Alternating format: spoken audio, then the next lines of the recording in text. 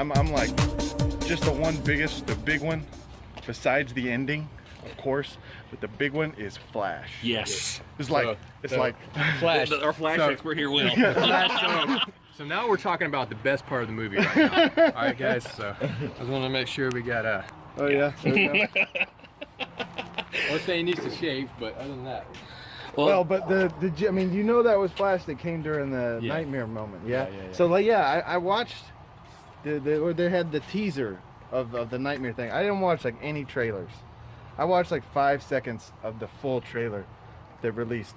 I watched the teaser, I watched the 5 seconds, and I was like, I can't watch anymore. I watched the nightmare moment that was like, what, 30 seconds or something? On the movie. When he finishes the dream, and I was like, that's Ezra Miller. It's like I didn't see him as the Flash. I was like, that's Ezra Miller. I was like, he plays the Flash. He plays the Flash. Flash goes through time. Holy snap! I'm freaking out right now because that means something. And so I was that moment really just I don't even know what happened in the movie after that moment because I was going, what? So the moment in the movie, obviously a reference to Doomsday. Obviously they had the giant Omega symbol on the ground. They've got the Dark side. Yeah, I'm sorry. Reference to Dark I Side. apologize. Well, and then how does Lex end it? What's he saying? He's coming. Yeah, but what was he doing? He kept saying something over and over again. It wasn't ping, but it was close enough. It was pretty close. Yes, Motherbox reference. It was yes. not close. Boom It tubes. was definitely not ping, but it was close enough to it that I was like, Yeah. he's definitely referencing boom tubes. You know Dark Side's coming. You know that's what that is. That's what that symbol is about. And I was curious, the her, at first I thought was Lois, but maybe it was Martha. And maybe that is why Batman stopped. You get what I'm saying? Oh yeah. It was like, granted the name was the same as his mother's, which I've always thought was cool, but I loved how he took that and made it part of the story. And just touch that into it. Tim's still over here. He's just being quiet. Well, you talk about that moment, yeah. And what I love is there are things in this movie where it leaves you with questions. Was this a nightmare? Was this a vision? Yeah. You know, with the Flash showing up, you kind of think that it may have been more of a vision with him coming back in time, but you just don't know. You don't know for sure. You don't. Is this whole thing? Is this whole thing with Batman? You know, near the end of the film. And massive spoiler alert. So if you don't want to, so massive spoiler alert. At Clark's funeral, Batman is standing there, and he's standing there with Diana, and she says we've got to get them together, meaning the other members of what's going to be known in the Justice League, the DCEU, and she's like, how do you know? And he says, well, it's just a feeling. Was this feeling a vision, or is this something in Batman's psychosis? Because the man, it kind of explores it a bit. This Bruce Wayne is screwed up. Yes, he's still haunted. He's haunted. not, He's haunted by his parents' death. He's haunted by the 20 years he spent in Gotham fighting criminals, and just as he said in the movie, growing like weeds. He is a haunted man. So is this a vision of something to come, or is this just a nightmare that is going to further fuel what his motivation for getting the Justice League together? Yeah, his psychosis. Is he feeling a psychosis, or is there a threat? Which we know the threat's coming. Yeah. But was this a nightmare? Or was this a vision? I love the questions that we are left with in this film. I agree with that. I agree with that completely. I think let's talk about Lex, because I've heard a lot of complaints about Lex. And I'm Why? Going, here's the thing. I'm going. He was play acting. Yeah. This was a play act where because he was orchestrating everything in the background from the very beginning. His Lex had self. this entire plan going.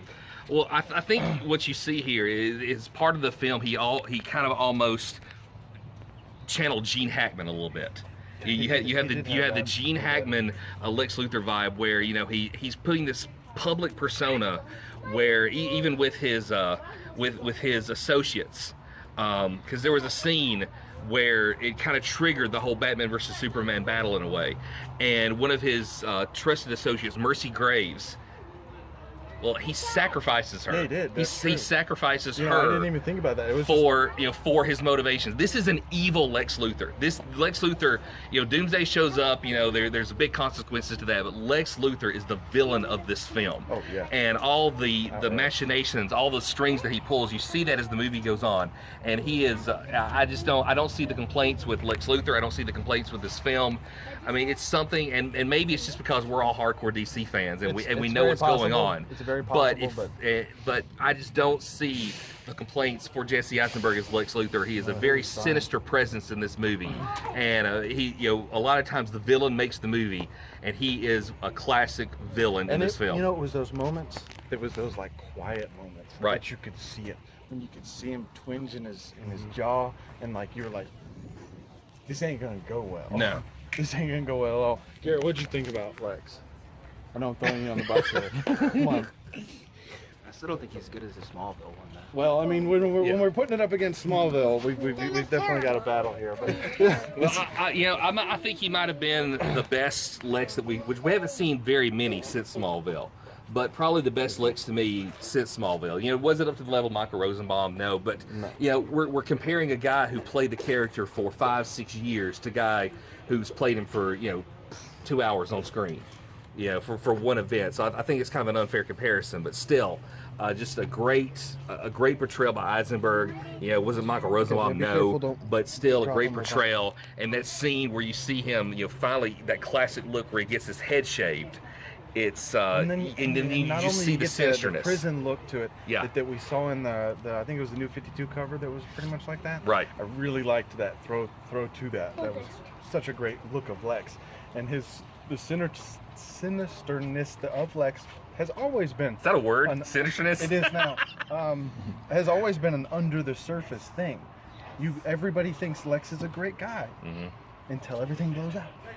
Literally. But spoiler. So it's just so much there. I mean, I know there's a lot going on. One of the complaints I saw was that the movie was too choppy. There was and I get that, because especially at the beginning, you went from one thing to another to but one thing to to another. Set so many things up. Yeah, and to be able to have what he had in the end. I mean, do y'all agree with that, or? Yeah, I like the flow of the movie personally. I loved it. I did too. But see, it's good. very similar to Man of Steel, and I thoroughly enjoyed Man of Steel, and so it was the same kind of. Oh, yeah, it's definitely better than Man of Steel. This is one of those sequels that beat the crap out of its previous one. Not because the previous one was bad, but because this was so much better. And of course, you can't beat going to 90s Superman and actually doing what I didn't think they would do. Let me ask you something there, because I know I'm more of a Batman guy and you're more of a Superman guy. Did you kind of feel that, and even as a Batman guy, I kind of felt this. I kind of felt at certain times Superman kind of got pushed to the back for the sake of Batman. You know what? I didn't feel that. Really? But here's the thing. Batman needed enough of his story up there so that when that confrontation came, when you saw how much he cared, for his parents and how much that was his guiding force, it made sense. Because a lot of people could have looked at that and be like, why did he stop fighting? He just said Martha, that's just his mom's name. But you understood his psychosis because we spent so much time on him. I got you. We saw Superman, we saw him in Man of Steel. I got you. So we knew where he was coming from, what he was about, if you understood that movie. I think that was a big part of that. And people complain about it being too dark and no fun. And I guess if you're looking for a fun story, then definitely it's not a fun story. No. But you have these moments where they complain that it's too dark, but the actions of Superman and the questions that he asks about, is there a need for Superman? And when he decides at that moment, I'm going to do this even though it's at the cost of my life to bring hope. Exactly. It was the most hopeful part of the movie, almost at the end, where people were rallying around that symbol, that S. Yes. Where you saw the family had their moment to mourn, but also Washington and Metropolis, the end of the world, had their time to mourn, and they finally saw Superman for what he is, as a symbol of hope and a symbol of sacrifice. I don't think there's any doubt what his motivations were at this point. I mean, granted, when you go to the point of death, You cannot. And at this time of year, we had Good Friday yesterday, and I don't want to get too metaphysical into this, but we had Good Friday yesterday, and then as you saw, kind of a hint at the end that. Well, technically, that was release day. Well, yeah, and at the last part of that movie, where you saw a hint of, this isn't it. This isn't over. I think it's kind of a good thing, because Superman's always kind of been a messianic character to some. But one thing I was thinking of, when you saw the dirt rise, if I remember correctly, when boom tubes open, don't things rise in the air? I believe so. So it might not be Superman. It kind of referenced back to, I think that his body. And it kind of referenced back to that, which would be a good way to introduce him. It would be a great way to bring him in, and a great way to bring Superman back. If Darkseid resurrects Superman as a weapon, which total speculation here. Okay. But if Darkseid resurrects Superman as a weapon, and in the Justice League, they're fighting against not only Darkseid, but even Superman, which was going on in that nightmare sequence. That's true. In that nightmare sequence, he bring you have Superman but there. His motivation was somebody. His motivation was different, but but still, you could point that back to that and say, we kind of saw this in BVS. But that's just pure speculation on my part. But if Darkseid brings Superman back and tries to use him as a weapon against the Earth, and he overcomes that, I think that would be an incredible story for Justice League. Maybe not part 1, but getting into part 2. Yeah. So it leaves some room for questions. It leaves some room for future things, and it tells a great story on its own, which is something that I always want in a movie, especially where there's going to be continuing chapters. Right. Well, the battle between Superman and Batman, I kept looking at it, I was like, the biggest thing I always have a problem with is like, why would they fight? Yeah. There's no reason they'd fight, and this made a reason that made sense. Even if there was miscommunication, because guess what? That is going to be the best reason that these guys fight. Yep. Because of miscommunication. That's what's going to happen. And so it was a perfect way to do it. I really, really enjoyed how it was done, how it was brought together, how they confronted one another, how intelligent Batman was. I think they captured a lot. I mean, maybe the upsetness about Batman killing people. Did you see the movie? What else was he gonna do? Yeah, I is think, he gonna tie everybody up? And there's the whole thing with Batman for me. It's always bothered me for years. Is I get the whole no killing thing, and it was a deal where, I get his code and I agree with it, but there are some points where he's only a man, and you're going to have a situation where it's either going to be me or them, or it's going to be the person I'm going to trying to save or them. Right. Any person on Earth is going to choose them, no matter how pure your heart is. He says, I'm going to save Martha. Well, I mean, what's he going to do? Come into like 20, 30, 40 armed guards and just be like, hey guys, I'm going to tie you all up. And he made the effort not to. When the choice was kill or incapacitation, he chose incapacitation. That's what it looked like to me too. But, there were a couple of instances where, it was, okay, he's either going to kill Martha, or I'm going to have to do something to kill him. Right. What's he going to do? He's going to choose to kill this guy. So I think Zack Snyder said in an interview, he said it wasn't murder, it was more like manslaughter. I think I kind of agree with that. So he's doing the best he can to get in, get somebody out. Yeah. And he's not going to worry about too much collateral damage. And I can understand that from a standpoint of a human man that can't really do much about it. Superman can go 1 degree. Well, the legal term is justifiable homicide. And like it or not, whether you think it fits the story or not, and I think it did. I think the actions were justifiable. I would say also that it's also a more of a broken Batman. Yeah, I mean, definitely. You've seen him branding people. You've got Jason's uniform up there. He's gone. We through assume a lot. it's Jason. We assume it's Jason. And we have no answers on that. True. Still at this point. No, all right. Next point I'd like to bring up, guys. Okay. So Batman vs Superman, obviously great battle. But the moment when Wonder Woman came out and stole the show. Yeah. As soon as actually my daughter was gonna leave the theater, she's like, I gotta go to the bathroom. And I was like, you don't want to leave right now. I was like, I didn't even know how I knew, but I was like, do not leave right now. And she shows up and Kyle's like, I'm gonna sit down. Watch this. And you know, the what I loved about the intro is all through these trailers, all through these moments where we've seen these back behind the scenes videos, you assume she pops up with a shield in her hand and blocks Doomsday. Nope. It's the bracelets, man. It was the bracelets. It's the bracelets. And I was like, And what was so cool, did y'all notice when she was fighting and like she got thrown back and she's having to like scramble to get the sword? She was like grinning. oh, she loved She was it. smiling. She And, loved and it. I was like, that is And, Wonder and Woman. she was out front. She was the one taking them on head on. Yeah, she didn't care. Yeah. 'Cause that's how Wonder Woman is. And so I was like, I'm watching that movie when it comes out, definitely. Yeah. I mean, even I've heard cry foul of she didn't get enough screen time. I thought it was great for a movie that was called Batman vs Right. Superman. Yeah. And you and all the rumors are true. You know, you get and they're very small. They're very subtle. But you get the instance that yes, there are other metahumans in the world. Yeah. Lex has been following them. You had a short glimpse of the Flash. You had a short glimpse of Aquaman. And I thought how they and you know and again spoilers because this is the spoiler review. You saw the moment where you know there's been apocalyptic presence there before because that was a mother box that attached itself to Victor Stone to turn him into Cyborg. So that technology is already on Earth. Okay. That was- wasn't picking up on that, but it did look similar to what Did Dr. Stone activate the mother? Yeah, or he said he did it activate on its own? I don't And know. That was one of the initial... That's another one of those questions. Yeah. That's another one because that looked just like a mother box that Yeah. went after and attached I itself didn't to think Victor. about it at first. And that was the new 52 origin. Yeah, okay. That was the new 52 origin where it was it was the apocalyptic technology or the new Genesis technology where the mother box comes from. The new God's technology, I guess, would be the correct term. But that new God's technology with the mother box is what attached itself to Victor at that moment, and that's all we saw of it. Yeah, it was so small for Aquaman and Cyborg, but Right. I'm glad that we had small on them and Flash Right. first, and then we had more Wonder Woman.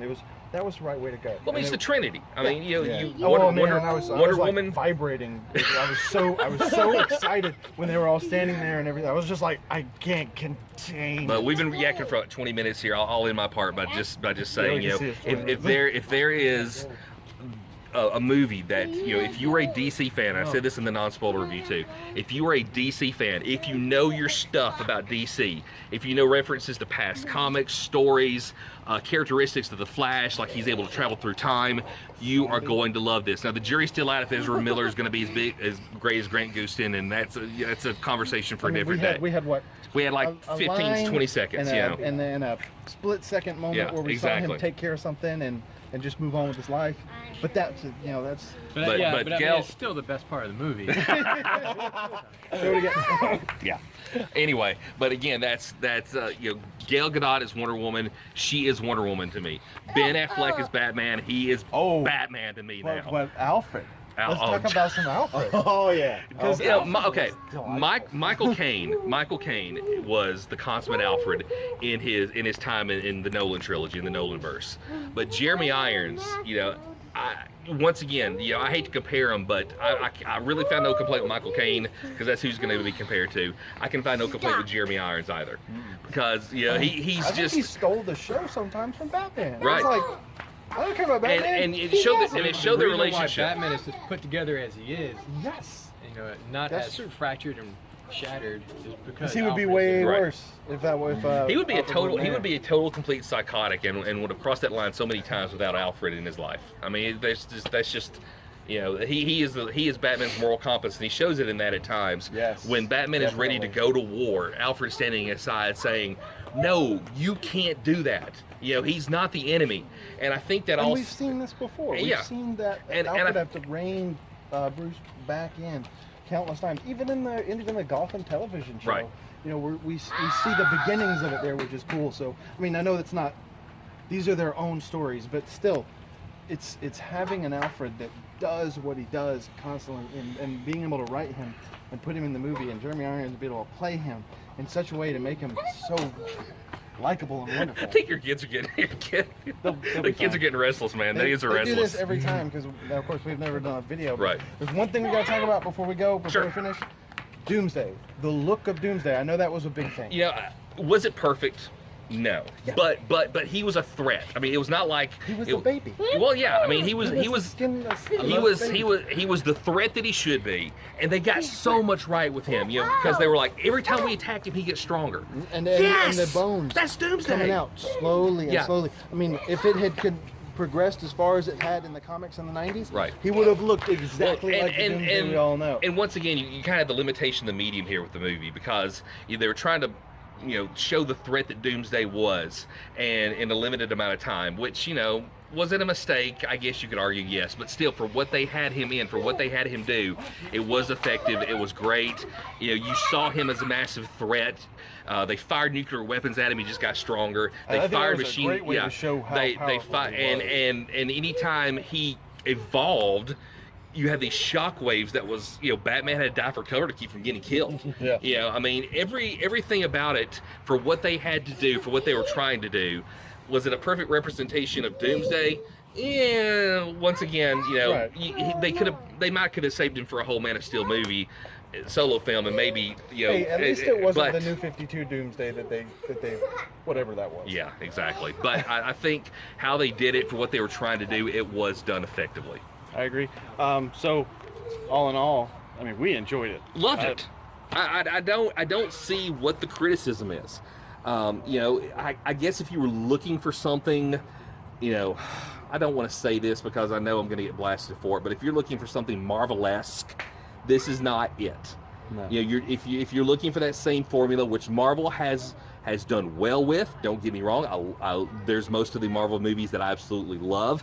Captain America: The Winter Soldier is one of my favorite comic book movies of all time. I'm going to have to struggle to see if this tops that, and I'm a DC guy, but, you know, it's not following the Marvel formula, and I don't think it should have to, because this is a different company, this is a different vision, and if you're looking for a Marvel film, you're not going to like this.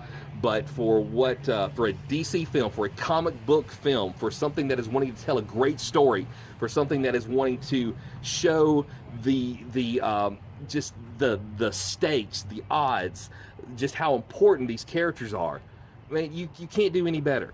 You can't do any better. I mean, this has been the best. The DCEU has brought about all to me, the best representation of Superman, and I love Christopher Reeve's version, but the best representation of Superman, true to the comics, is Henry Cavill. The best representation of Batman, true to the comics, is Ben Affleck.